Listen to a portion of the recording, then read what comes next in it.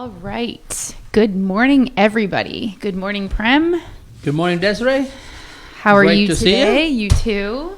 Beautiful week, I believe, weather-wise. Yes, it's going to turn. It's been raining a lot, so That's the hopefully Florida that changes. the weather, I guess, the hurricane. Yep, it's all coming up. I still know so many people without power. I feel so I bad know. for them. I know. So we are on episode 21 today. But before we get into that, let's introduce ourselves for those of you who are just joining us for the first time. My name is Desiree Hellick. I'm the owner of Clarence Services, which is a digital marketing agency out here in New Jersey. We've been working on this for 5 years now, and our most popular service that we offer is called the Webinar Bee. And it really just takes the headaches out of the logistics and the promotions of webinars for professionals who want to use it for prospecting or for communicating with their current clients. And we take care of all the logistics, all the promotions, all the headaches of setting up webinars, and all you do is show up on the day of. And it's going well, and everybody seems to love it, and they keep returning. So, but yeah, how about you, Prem? Thanks for the introduction there, Desiree. As Desiree said, my name is Prem Kumar, and I own a strategic entity here in Flemington called Efficace Consulting, which focuses on working with small businesses, especially on the strategic end, not only creating the strategy for whatever the business they have, but on the execution end, I help them fine-tune the ins and outs of how you become successful within your strategy and how you can scale up your business. And but I've been doing strategic consulting for almost 30 years, ever since I landed in the US, March 10th, 1989 to be precise, with $250 in my pocket, and then trying to stretch that dollar. So I've been strategizing ever since, and I enjoy doing that because it gives me an opportunity to, evaluate the challenges that you face in whatever, in life, in business, and create solutions for it, because I believe that there is a solution for every challenge out there. And then the idea of Conversion Chronicle, to Desiree's point, came about maybe a couple of years ago when I met Desiree, and we kind of, clicked immediately because of her background and her personality, as well as what she did for a living from a strategic perspective in the digital marketing space. So we kind of aligned ourselves to figure out how best we can serve the community, to give some sort of a guidance, so to say, from all our experiences. And that's how the idea of Conversion Chronicle came about, to help build teams that they can work together to achieve a common goal. So here we are. 23 episodes later. 21 episodes later. 21 episodes. Exactly. We'll get there. We'll get there soon. So we're going to talk today about 5 strategies to build effective targeting and prospecting processes. Absolutely. And I think this is really important because a lot of people just jump right in, even when I have prospect meetings with potential clients, and they just want to jump right into, let's generate leads. Well, let's think before we start generating. What are the best channels? Who are you going after? What's your messaging? So that's what we're going to talk about today. Absolutely. And, to add to Desiree's comments, it is critical that to me, it's a very critical strategy from figuring out to how to focus on attracting the right customers to Desiree, right? Yep. And I think it is very critical because, as Desiree said, people like to jump into trying to make money right off the bat, which is fine and dandy. No, nothing wrong with that, because that's how you're in business for. But to create that sound background and the platform and the core efficiency of your organization, you need to identify what your customer profile and who are your target customer, and how, what sort of marketing resources will fit in, and all these strategizing, to figuring out the understanding the customer needs, where your product fits in within the needs of the marketplace. That's how this critical thing kind of comes around. So Let's dive into, as Desiree said, we're going to talk about the 5 key things that you need to do to promote that. So let's start with the first one, Desiree. Yep. So the very first one is defining your ideal customer profile, otherwise known as ICP. And the reason why this is important is because an ideal customer profile really helps your business focus your time and resources, including budget, right? Budget, absolutely. On high potential prospects, the lowest hanging fruit, the people who are most likely to buy from you. My favorite comment from a lot of my prospects are always, when I say, who's your target audience? They say, everybody. Everybody buys my service. Everybody buys my product. But that's never, ever true. Right. It's just like Apple. You think that everyone in the world has an iPhone, but there is a specific target audience that buys them more than others. Absolutely. Right. And so if you really, it's very important for you to be aware of that. So some of the steps that you can take to find your ideal customer profile is, first of all, researching the current customers. Yep. So what I love to do is I look at my very favorite customers I love to work with. They have to make sense financially for you. Are they profitable? There you go. Absolutely. Do you love working with them? And are they like long-term, right? Yeah. And so research them, understand their age, demographics, their common traits. Absolutely. Where do they hang out? What do they like to do? What are their behaviors like? Just their commonalities and their behavioral patterns. Absolutely. The next thing is demographics and firmographics. So break down key information other than age and gender, but also like, what do they do for a living? Right? Yeah. What industries do they commonly come from? What income levels are they at? That's very important. Sure. How large are their businesses? What revenue do they bring in? How large are their teams? Correct. Right? There's so many different details that you can find in that favorite customer of yours that will help you build out that customer profile, that ideal customer profile. Psychographics are things like, what values do they possess? I think it is very critical about that. Definitely critical. What interests do they have? Right. What are their pain points? And this is going to help you develop that messaging later to really hook them and get their attention. But pain points are huge because you need, in all of your messaging in the future, you need to lead with pain points, especially when you're generating leads. Right. And what are their motivations in life? Right. What makes them like get up in the morning and go? Right. Exactly. You got to learn all of this stuff about your ideal customer profile. And understand the why behind their buying behaviors. Right. Why are they purchasing the service or the products that you have, or your competitors? Yes, exactly. Right. So really getting to know who they are. Then the next thing is customer journey mapping. So this is really examining how your customers discover you, evaluate you, and how they end up investing in you and why they do that. Yeah.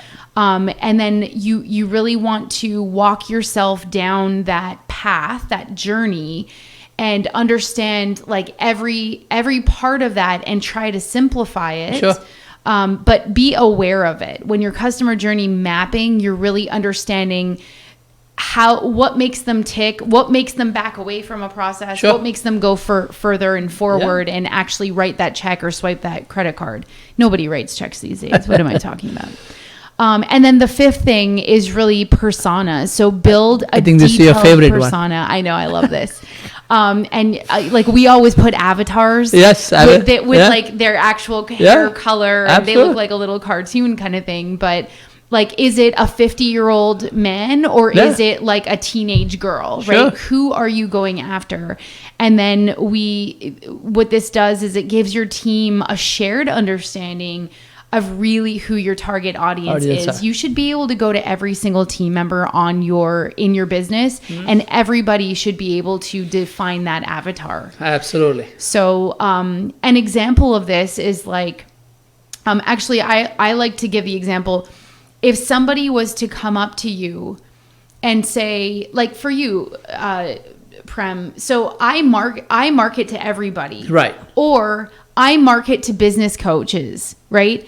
If you're a business coach, are you more likely to go with a person who has an ideal absolutely. target market, Yep. or who is industry agnostic and Right. they don't care and they help everybody? Oh no, because any business, to your point, Desiree, is looking for that expertise because that's what they do not have. Exactly. And if you don't provide that niche expertise, if you generalize yourself, as Desiree said, your market potential becomes that much lower. Exactly. Right. So yes, and absolutely. The myth that a lot of people have is that, oh, I don't want to narrow down my focus because I will cut out. I might lose people. Yeah, but absolutely. that is not the. It should be the other way around. It absolutely for Absolutely. sure. And just one quick example, like skincare products, for example. I mean, you who can take is that ideal customer profile, right? That would be maybe women between the ages of 24 and 45. Exactly. Even older in certain skincares, but let's just say in general,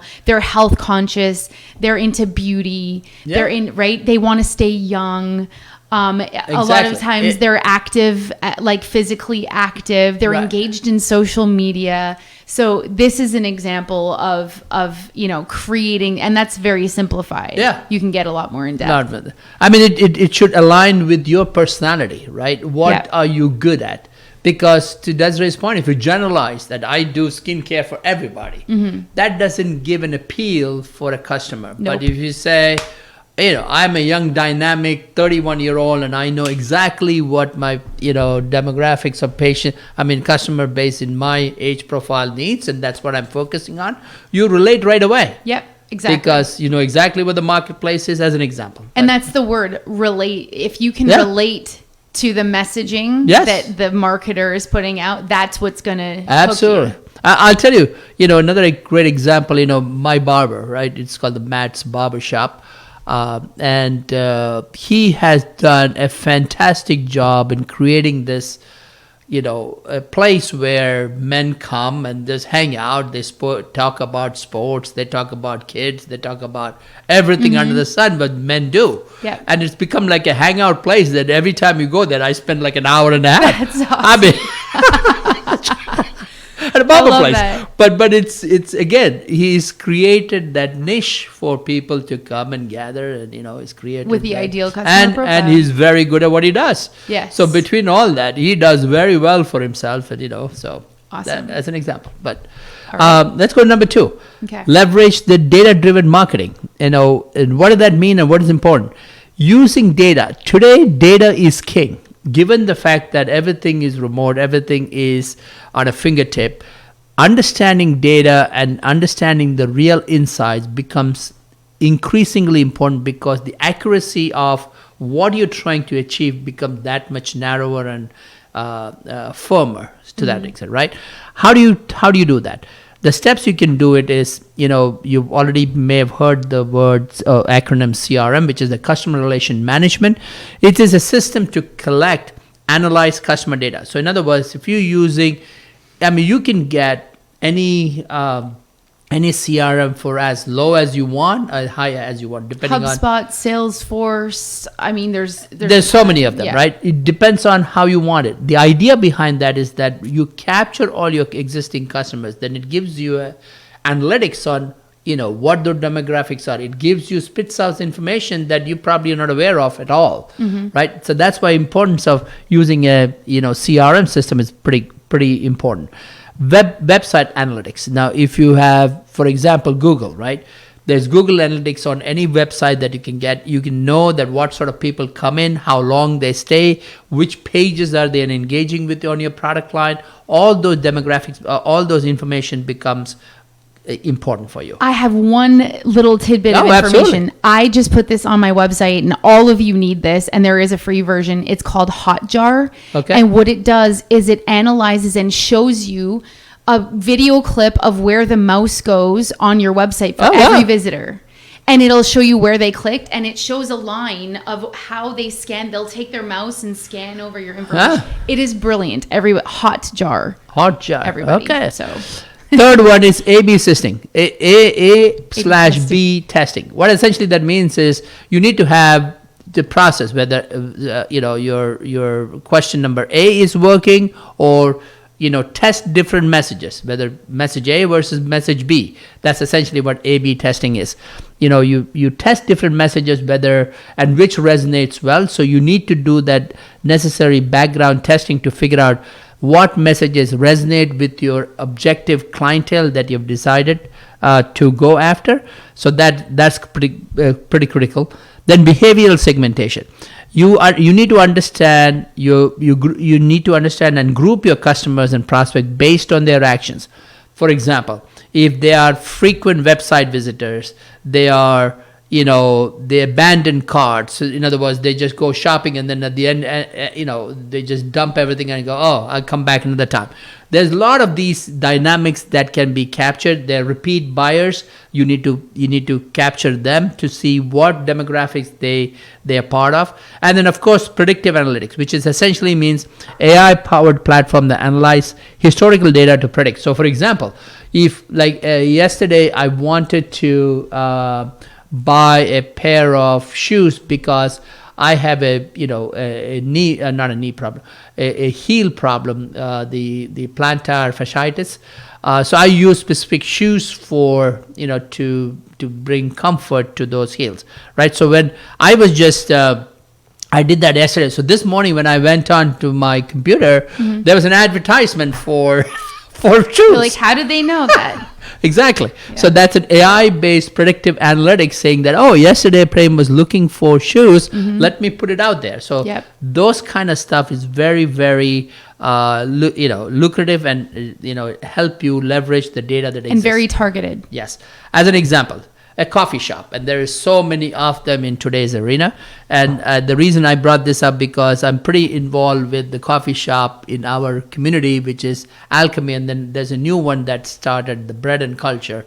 And if you look at it, there's they can figure out how to target the demographics within Flemington as a community, and how that community become a lodge within the coffee shop, because people come there to not only interact with other people, but also to spend some time so that away from the computer and things like that. So you need to create that community within whatever product. So this is a great example of how you can take analytics and create that community for it. So awesome. This is another great topic for you. I guess the next one. Yeah. So number 3 is utilizing your niche marketing channels. My favorite line since I've started my own company is don't boil the ocean. Yes. Because everyone's like, I want to do that, and I want to do that, and I want to do that, and I want to do everything. But really, is your target market everywhere? Probably not. Because we're not everywhere, and we are somebody's target market, right? Sure. And so it's very important for you to realize what your limitations are from a budget standpoint, and also resources. You don't have people everywhere in every single channel. Like most of us are very limited. And so that's why you really need to narrow down who your audience is, use that ideal client profile, and this will allow you to maximize your impact when you're actually looking for these prospects. So here are some steps that you can take to really identify those niche marketing channels. So first of all, find what channels they're on. So this could mean industry specific social networks. It could mean they're on forums, local business directories. Maybe they belong to clubs. Find out where they hang out first. So that would be your identifying the niche channels. The second one is, what social media platforms do they hang out with? Yeah. Remember that social media they're free networking platforms for us, and that means that it's free marketing as long as you spend your time creating content for them. The right content. The right content. Yeah. Of course, you can spend money on paid ads on social media. That's a whole other beast, but you have the opportunity to get your brand organically in front of all of your prospects if you're in the right space at the right time with the right content. So definitely identify which social media platforms your ideal target market hangs out on, and then only spend your time there. If your ideal target market, let's say they're in their their 50s and 60s, they're probably not on Snapchat or TikTok or Instagram. Right? Yeah, they're probably on Facebook, Yep, let's say, because that was kind of one of the first starters, right? In terms of social media. So that's just an example. If you're doing B2B, if your customers are B2B, then you want to go to LinkedIn because that's your professional network. Right. That's not to say that those people aren't also on Facebook absolutely. or TikTok or other things, but that's just an example of how you would figure that out. Figure that out, yeah. The next thing is content marketing. So if you develop specialized content for that ideal client profile, like blogs and videos and podcasts. Like you're doing now, yeah. Exactly. These things will speak directly to your interested viewers, right. and therefore will attract them. So get to know what they like. Are they podcast listeners? Do they drive? Do they listen to podcasts when they drive? Do they maybe run or walk or hike, and that's when they listen to podcasts or stuff? Are they webinar watchers? Do they, right? So just understand what type of content they are into and then deliver that content for them. Sure.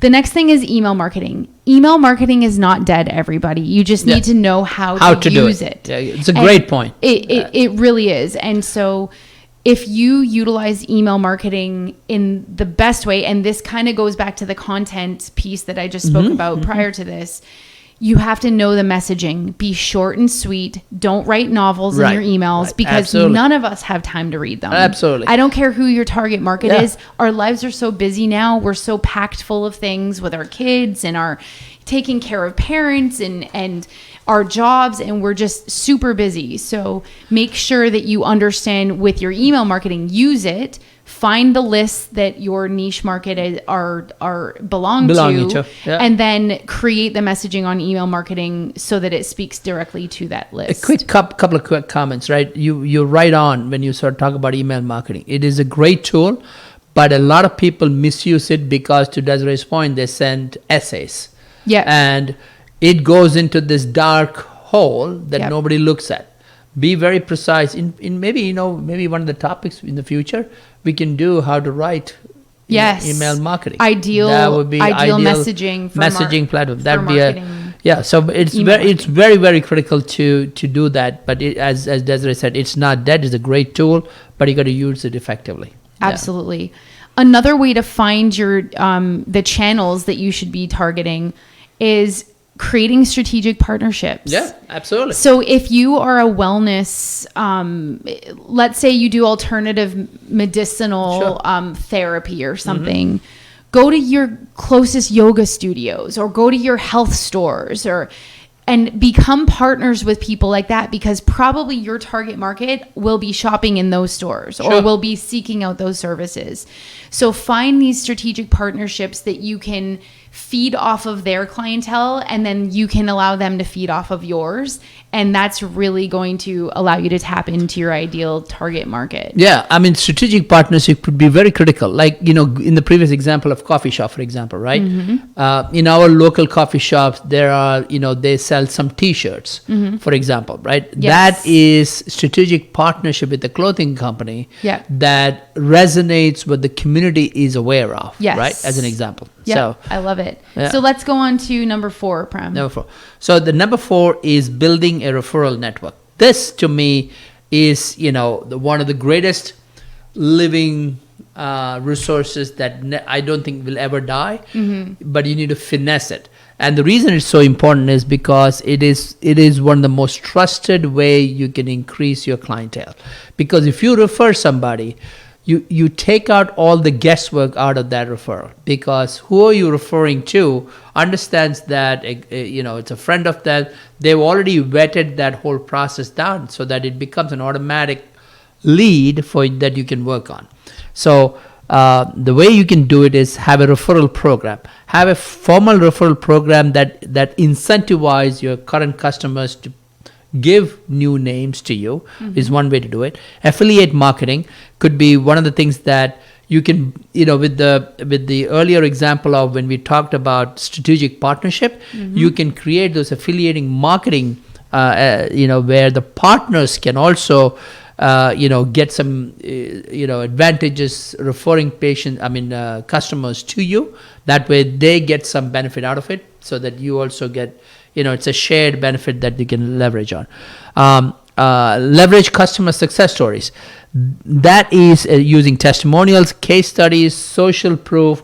I can't tell you how many times I've created case studies, especially in the healthcare industry, that I've used to promote or position any brands effectively in other people's minds. And, from a treatment perspective, patient's perspective, it works so very well creating those success stories. Then, of course, personal outreach after successful transaction.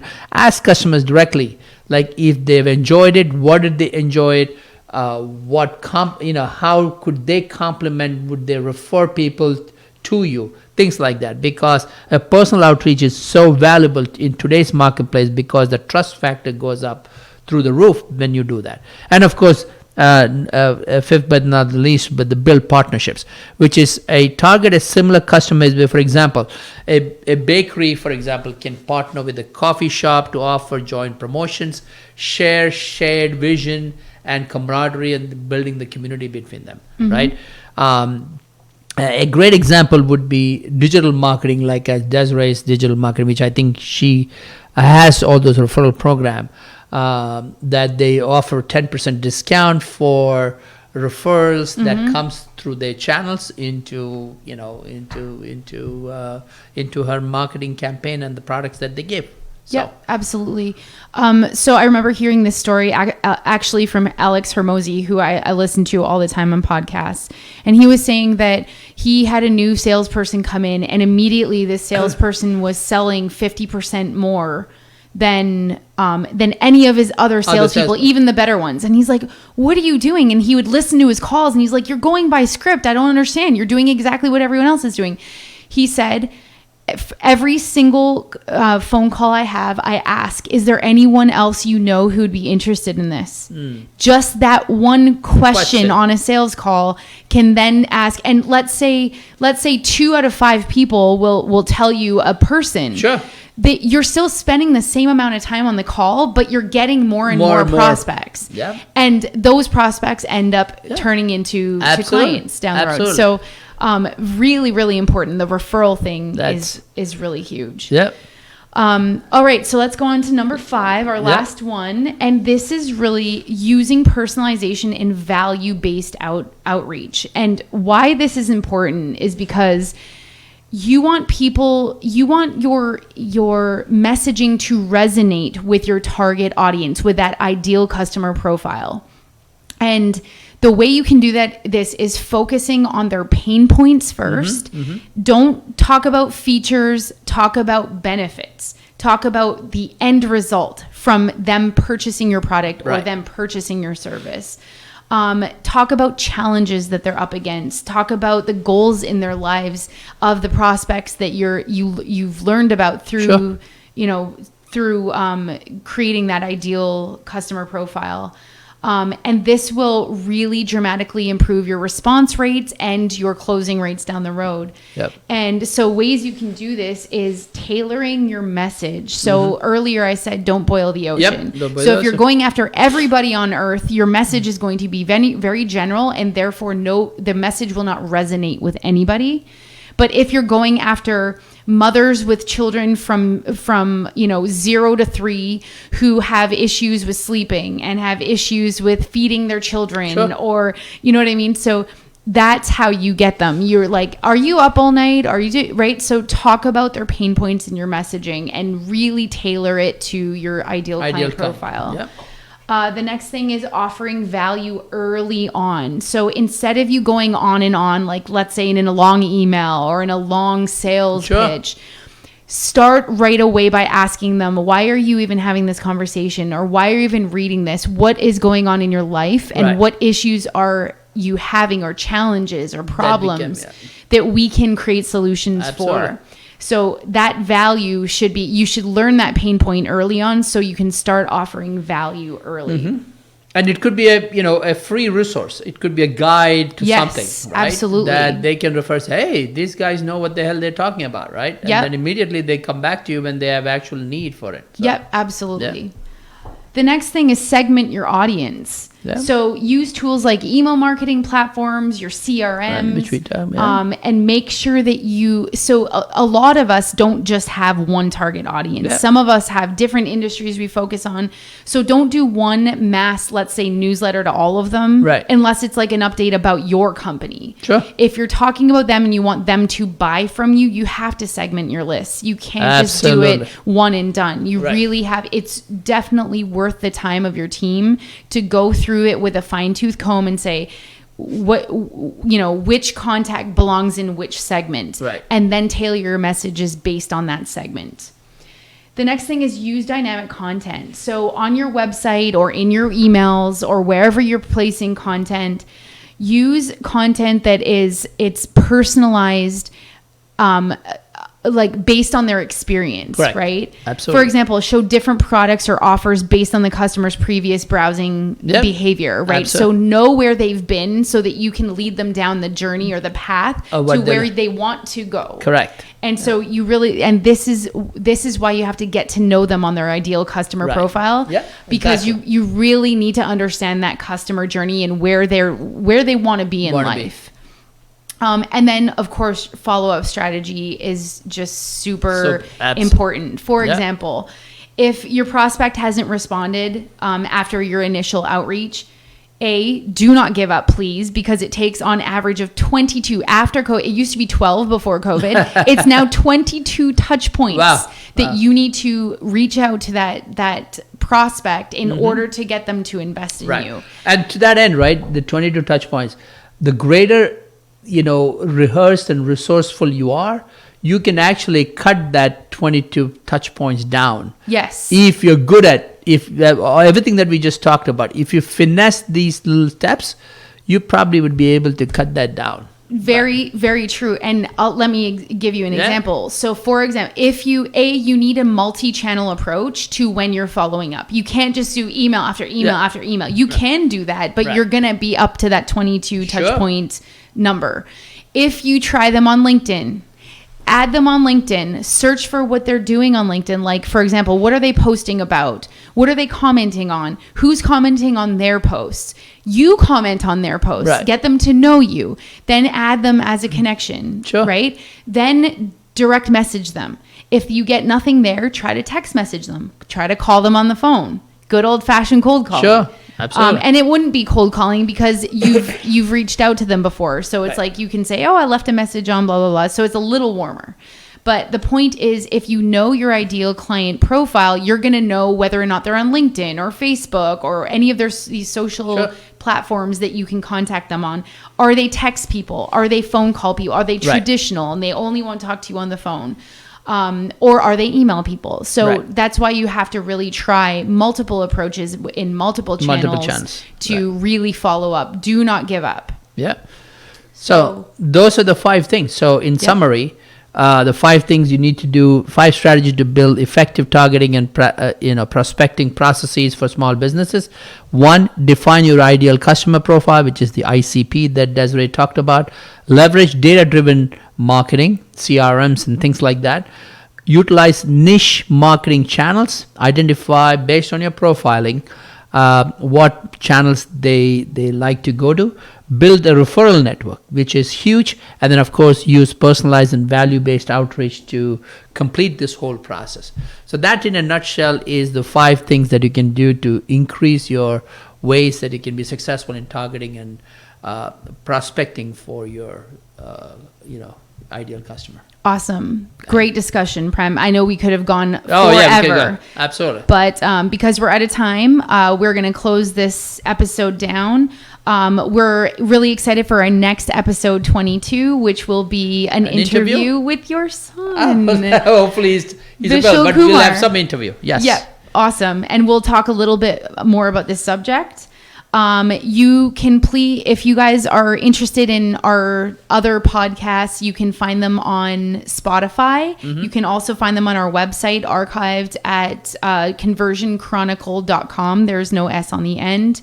And you can sign up for our newsletter, and all we will do is send you emails once in a while telling you about our upcoming episodes. Right.